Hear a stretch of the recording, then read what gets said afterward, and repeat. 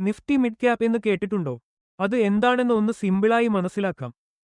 Nifty mid cap index എന്നത് Indian national stock എക്സ്ചേഞ്ചിൽ list ചെയ്തിരിക്കുന്ന മധ്യവർഗ കമ്പനികളെയാണ് പ്രതിനിധീകരിക്കുന്നത്.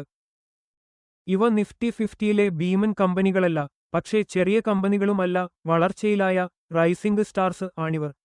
തിളങ്ങുന്ന നക്ഷത്രം.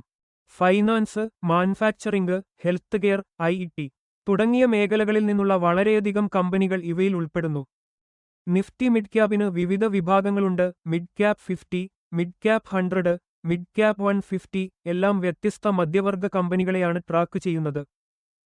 ഇവയിൽ നിക്ഷേപിക്കാൻ പലരും ഇഷ്ടപ്പെടുന്നുണ്ട്, കാരണം ഇവയ്ക്ക് വളർച്ചയുടെ സാധ്യത കൂടുതലാണ്, പക്ഷേ റിസ്ക്കും കൂടിയതാണ്.